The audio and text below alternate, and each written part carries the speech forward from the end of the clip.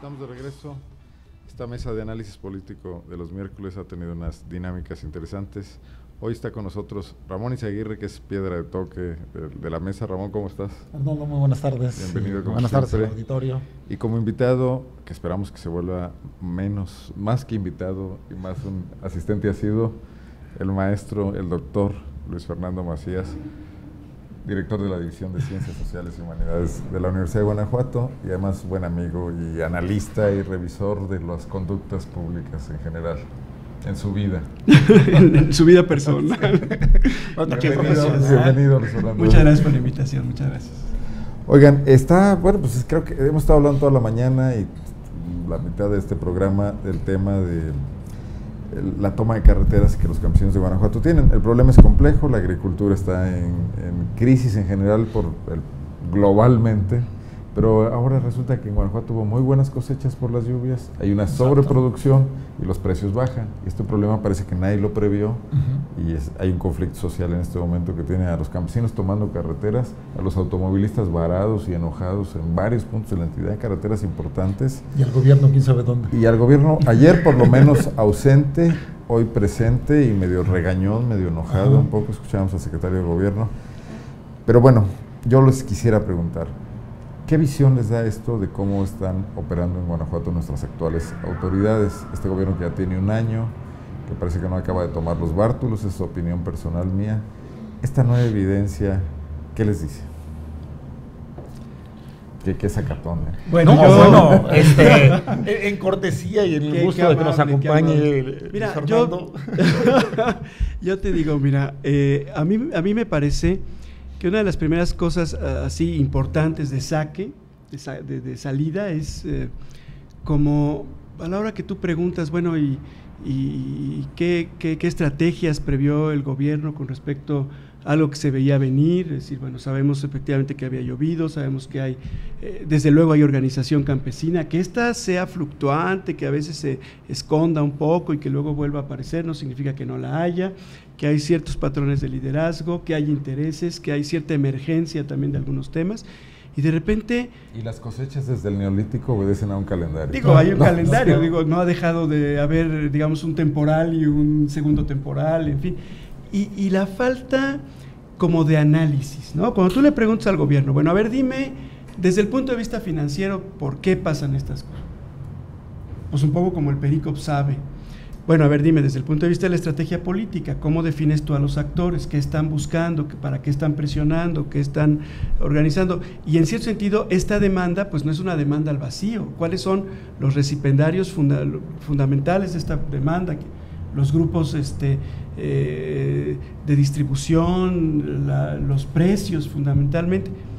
No hay análisis, digamos, micro ni macroeconómico, no hay análisis político, no hay análisis estratégico, no hay un análisis de seguridad en el sentido de seguridad ciudadana, ¿no? Tú formaste parte de un gobierno, le llamaban el gobierno de los académicos, con Juan Carlos Romero Hicks, en algunas áreas, no en la toma de decisiones centrales. ¿Se acostumbraba a analizar más en aquel momento? Mira, yo creo que el gobierno ha ido aprendiendo, o iba aprendiendo. Pero en aquel momento... ¿Cuándo se acabó? Cuando se acabó. Pero digamos, lo que pasa es que no hay una secuencia de... la secuencia se rompe a los 6 años, ¿no? Sí, no hay continuidad. Aunque gobierne el mismo partido. Aunque gobierne el mismo partido y aunque muchos de los que gobiernan actualmente vengan de administraciones anteriores. Déjenme darles un contexto que me parece importante.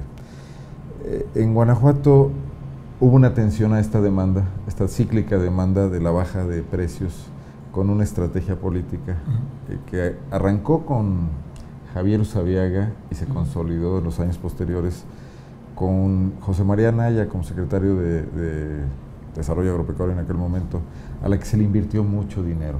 Fueron las estrategias de hacer empresas integradoras donde tenía una presencia el Estado y tenía una presencia los productores.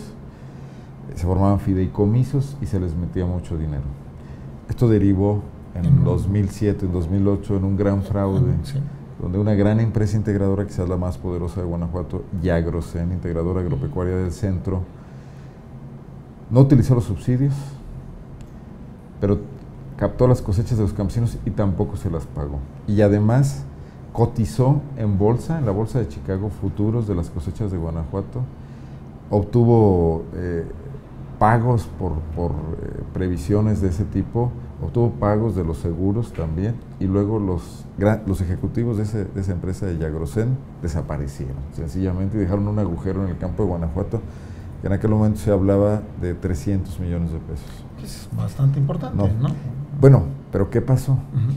Vulneró la estrategia, porque la estrategia no era mala, la mala operación o la corrupción hizo que ya no se repitiera el esquema de estas empresas integradoras, que tenían como función comprar las cosechas de todas estas personas que ahora están protestando, almacenarlas el tiempo suficiente para que mejoraran los precios y venderlas, controlar un poco las leyes del mercado que Javier Osoviaga ahora dice que él no puede controlar. Y acabaron rompiendo un esquema de confianza, ¿no? Exactamente. Que es fundamental en estas cosas. Yo remataría un poco el comentario que hacía Fernando. Bueno, y nomás concluyo, y de eso que pasó no hay nadie en la cárcel en este momento. Exacto. Ni un funcionario como José María Naya, ni nadie. Ante esta falta de estrategias, tal parece que lo que arroja es una inercia, ¿no? Si ocurre un problema, pues ya veremos qué hacemos con él, aunque sean problemas cíclicos, sean problemas muy previsibles, como lo apuntaba Luis Fernando, y esto es muy, muy grave, ¿no? Y aparte, sí, este rompimiento de una cierta relación de confianza que podría haber generado esta estrategia a la que te referías, Arnoldo, pues agrava la relación con los agricultores, ¿no? O sea, quedan más... es más difícil, pues, establecer una nueva comunicación con ellos a partir de ello, ¿no? Fíjate que yo me iría un poquito efectivamente por esa hipótesis de la ruptura de un esquema de confianza en este sentido. Bueno, tú lo pones ya duro, ¿no? Bueno, hubo corrupción. Son hechos. Por eso, son los hechos duros. Entonces, ¿qué pasó?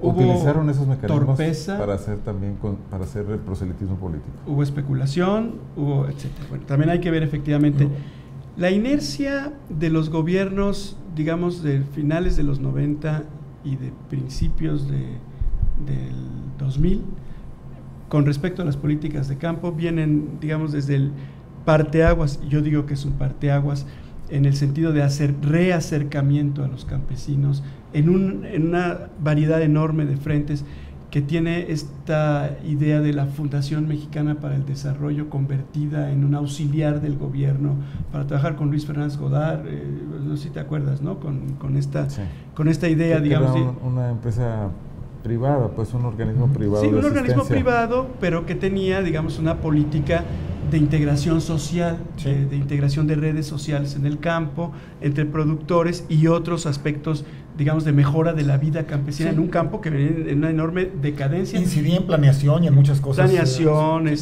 atención a poblaciones vulnerables, en fin. Después, bueno, como quiera, la idea Codereg animó el trabajo y la participación de otras organizaciones también del campo, digamos, muy a lo guanajuatense, no necesariamente el corporativismo tradicional, etcétera, pero bueno, trataban como de revivir. Sin duda, el gobierno del año 2000 al 2006 tuvo también, digamos, un cierto acercamiento en diferentes agendas que volvía a darle un cierto protagonismo a la gente del campo, 3x1, 2x1, atención a migrantes, es decir, había presencia. Y en el cambio del 2006 al 2012, el campesino vuelve otra vez a ser así olímpicamente, despreciativamente, el objeto de una política electorera, ¿no? De una cooptación otra vez, simplemente para financiamiento. Tú hablas vamos para atrás. Bueno, él habla de una hecho, y podríamos poner el de la venta de los terrenos para la refinería, y podríamos decir la compra de los terrenos. Sí, se vuelve a romper completamente cualquier esquema de estrategia y de política hacia el campo, y entonces otra vez es la improvisación. Sin embargo, Oliva no tuvo conflictos como los que vemos ahorita que está teniendo Márquez, no, por alguna razón político. La presencia de Javier Osoviaga es algo importante también. O sea, Javier Osoviaga es un agricultor exitoso, capitalista, quien, por ejemplo, ve con mucha desconfianza este tipo de iniciativas sociales. Las ve con la desconfianza propia de quien dice, no, eso no va a funcionar, que la gente trabaje y gane bien y siembre y tecnifique y mejore sus técnicas y todo. Es otra visión de las cosas, ¿no? Fernández Godard nunca se entendió bien con Javier Osoviaga. Sí. Son dos visiones totalmente diferentes, ¿no? Como tú dices, la del agricultor exitoso, no gobierno, ¿eh? Que quiere exportar su modelo a que todos lo puedan hacer, y no es lo mismo hacerlo en 4 hectáreas que tiene un ejidatario que en 400 que logra conjuntar un productor de este tipo, ¿no? Javier Usabiaga no se ha quitado la camiseta de agricultor y ponérsela de gobierno, o lo ha hecho insuficientemente. Con dos problemas adicionales que tienen que ver con el tiempo. Una es que hoy Javier Usabiaga ya no constituye ninguna sorpresa, como lo fue en 1995, cuando Fox lo sacó de su empresa para ponerlo al frente de una dependencia pública, y de alguna manera trajo un aire fresco frente a los burócratas que habían expoliado el campo. 95 a 2013, 18 años después, Javier Usabiaga ya parece también parte de esa burocracia. Lo que pasa es que no era... Y dos, es un hombre más grande de edad, nada más decirlo, también con ideas más fijas, pues, ¿no? Y ideas fijas y bueno, también, digamos, que sale de un contexto muy local, de un, digamos, empresario cuya visión social tiene que ver con una empresa que finalmente es una empresa exitosa capitalista, pero es una empresa familiar, es el rey del ajo, ¿no? O el rey del algo, ¿no? Fue secretario de Agricultura del país. Y que de ahí brinca a manejar una política pública, yo digo, sin la experiencia distinta que permite entender otras formas de mercado, otras formas de crecimiento de la población, otras formas de estructuración del agro mexicano. A ver, yo creo que aquí hay Luis Fernando apunta a un asunto muy, o yo diría clave en esto.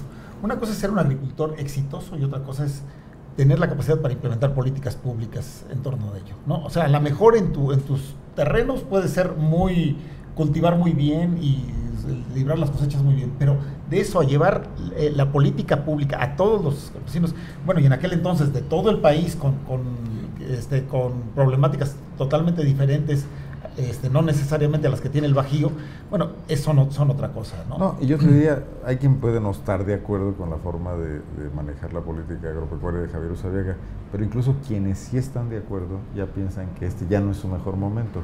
Es como traer a jugar a Pelé al Cosmos, ¿no? Pues, para todo hay un tiempo. Pero me trae a otro problema que hemos revisado aquí mucho, que es la funcionalidad del gobierno de Miguel Márquez. Porque un secretario como Javier Usabiaga, que es un hombre con una situación económica resuelta absolutamente y un poder económico notable en el estado de Guanajuato, y además que viene de ser secretario de Agricultura del país, debe ser un hombre muy difícil de mandar, ¿no? De que el gobernador le hable y le diga, haz esto o haz lo otro. Claro. Lo cual contribuye mucho al desorden que muchos observamos en este gobierno. Pues sí, bueno, la unificación del mando también se da a partir de la clarificación de estrategias, y no es lo mismo, digamos, tener un discurso, incluso la improvisación de un discurso con una cierta sensibilidad al hombre del campo, al hombre sencillo, a la mujer campesina, al migrante, etcétera.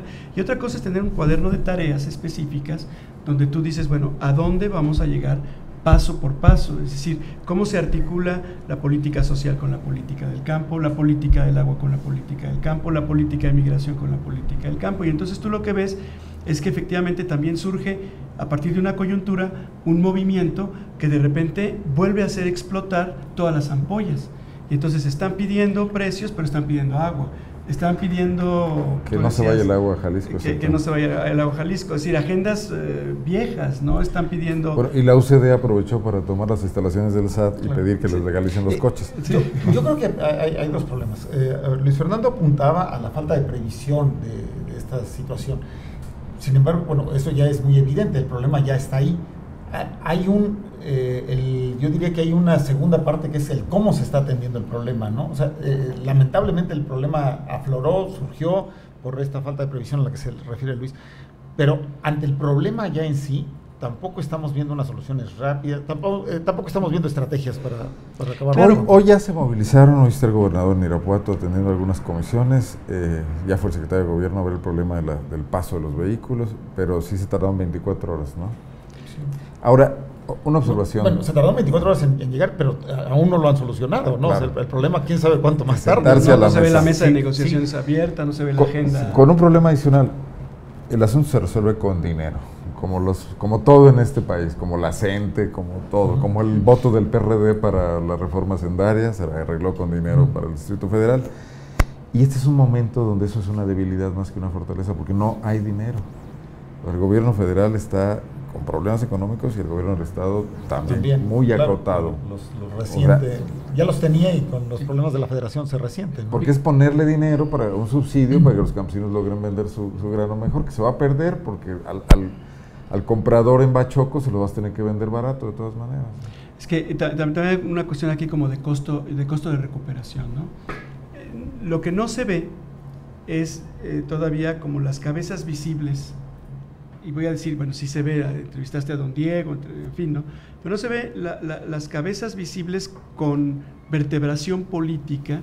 La CNC salió a deslegitimar las movilizaciones y decir que ellos no están en eso. Bueno, la pregunta es, bueno, unos dicen nosotros no estamos ahí, pero ahí está el movimiento. La pregunta es la pregunta también un poco de siempre, ¿no? Bueno, ¿quién le está inyectando un recurso de movilización social que implica de todas maneras una inversión concreta en dinero para que se visibilice alguien en la esfera política, en la escena política? Alguienes que son los que se van a sentar finalmente a negociar las cosas finas, ¿no? Hasta que aparezca Gerardo Sánchez. Cuando aparezca Gerardo Sánchez y cuando aparezca efectivamente el interlocutor del gobernador para la política agraria, el verdadero interlocutor, y diga qué tiene que ver con Gerardo Sánchez. Pero si no tiene nada que ver el interlocutor del gobierno para la política agraria y la política financiera con el líder, entonces Gerardo Sánchez y compañía, no vas a encontrar pues una mesa de negociaciones. Y entonces efectivamente, si no tienes dinero, vas a tener que ser mucho más inteligente y mucho más fino para ofrecer ¿qué? ¿Política social? O el agua, por lo menos, salud, algo a cambio. Seguro popular. ¿Por dónde va a venir, digamos, el paquete Ahora, de negociación? No son agricultores marginales, son pequeños productores, clase media en el campo, con equipo, con trilladoras, con tractores. Por eso están parando las carreteras. Claro, y además, lo mencionabas hace un momento, no es una demanda, o sea, son varias, y yo creo que pueden irse acumulando más demandas, ¿no? En esta vinculación de lo que implica la primera demanda con todas las demás, ¿no? Yo preguntaría una cosa, fíjate, esta es una pregunta que en México siempre ha sido, es decir, nosotros hemos hablado siempre de pequeños productores, porque no podemos hablar de una clase media del campo. No. Y si no hablamos de una clase media del campo, entonces seguimos diciendo, cualquiera que tenga una demanda política, digamos, de ciudadanización, de representatividad política, de lucha social o de movimiento social, cualquiera que haga esto desde el campo y que no tenga una posición o un pensamiento ciudadanizado, democrático, etcétera, pues recurrirá a este tipo de acciones grupales, de acciones gremiales, porque no hay foros ni espacios democráticos para este trabajo. Y sobrecalentándose mucho el país. Quiero pasar al otro tema, porque apremia el tiempo para tocar toda la agenda. Luis Fernando, ahí tú eres el que nos puedes platicar un poco más este análisis y sus resultados de un pequeño experimento. Revisar el discurso de los políticos en materia de ciudadanización de decisiones públicas a través de esta integración de consejos ciudadanos, que a veces parecen más consejos de legitimación que consejos realmente de representación, pero ahí tú tienes la película completa. Acaba de ocurrir la propuesta cívica y la División de Ciencias Sociales de la Universidad de Guanajuato participaron en este experimento, ¿no? Mira, yo te digo rápidamente algunos ejes que me parecen importantes. ¿Y por qué nos pareció interesante, digamos, acoger, más que participar así como acoger esta propuesta y abrirla como parte, digamos, de nuestro compromiso de cara a la sociedad? Justamente, y esto no excluye a la Universidad de Guanajuato, todo mundo ha creado sus consejos de participación social, sus consejos ciudadanos, etcétera, etcétera. ¿Y cuál ha sido la lógica para elegir, y por cierto, fíjate qué coincidencia con el tema que venimos hablando, para elegir, digamos, a los interlocutores ciudadanos que de cara al gobierno y a las políticas públicas defienden o promueven la orientación de una política de ciudadanización, de democratización, de participación, de balance y de auditoría social, si tú quieres, de transparencia sobre la acción del gobierno?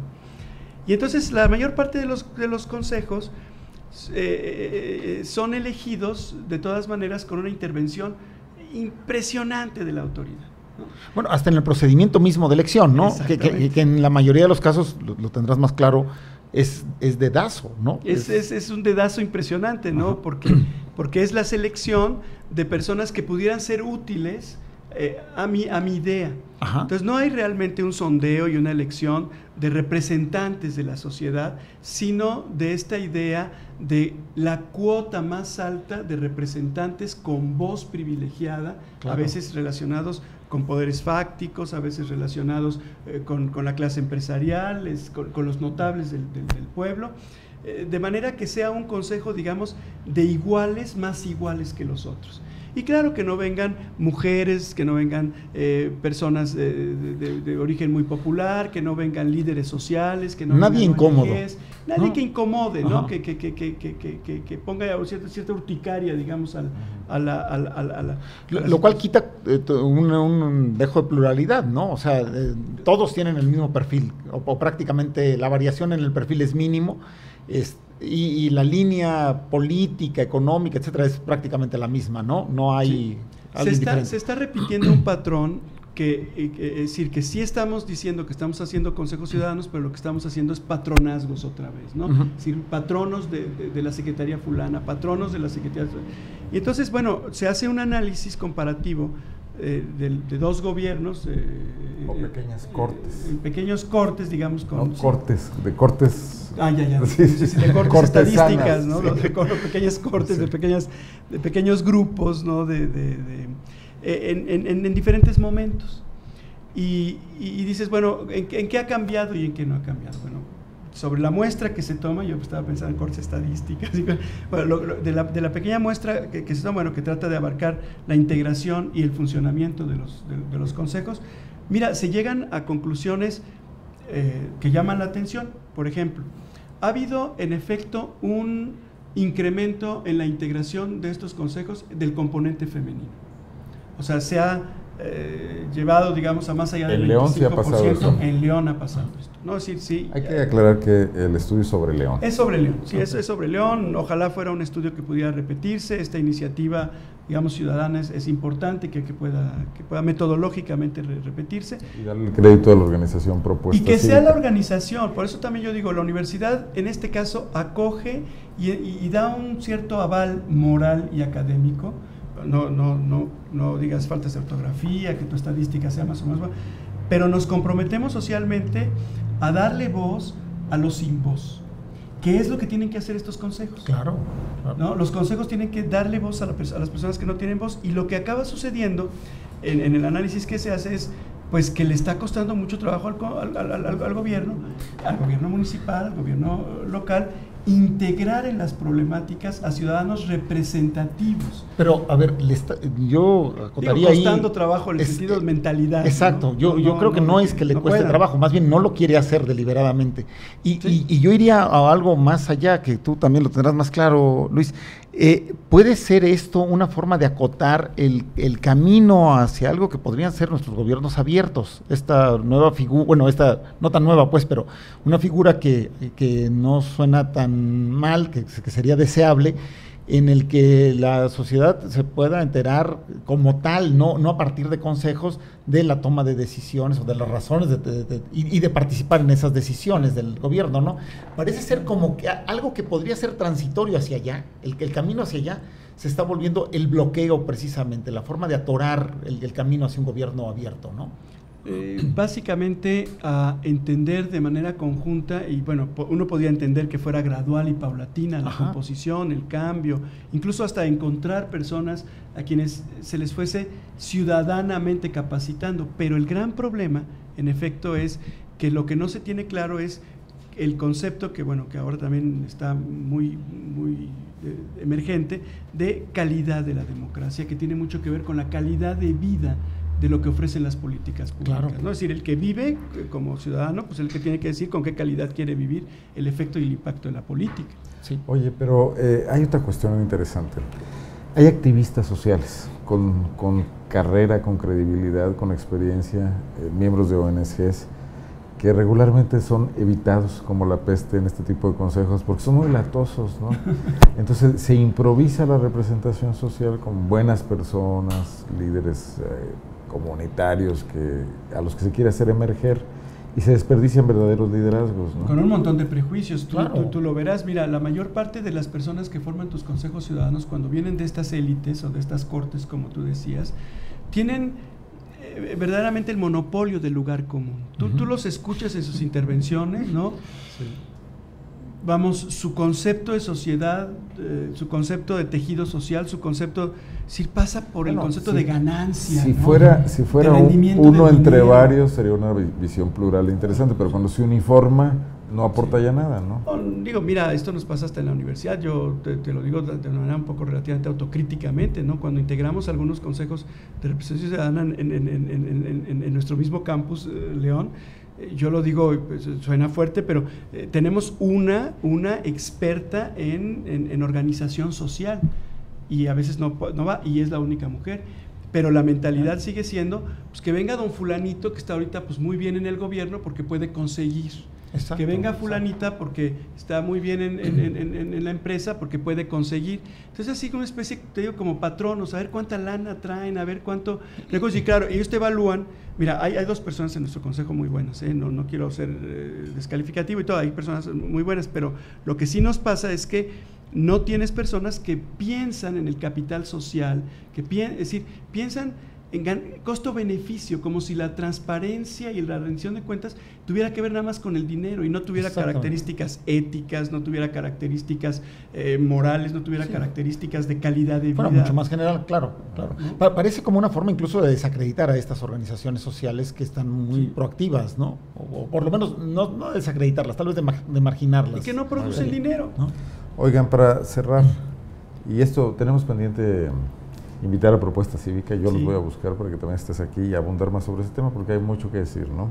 El análisis de los consejos en León.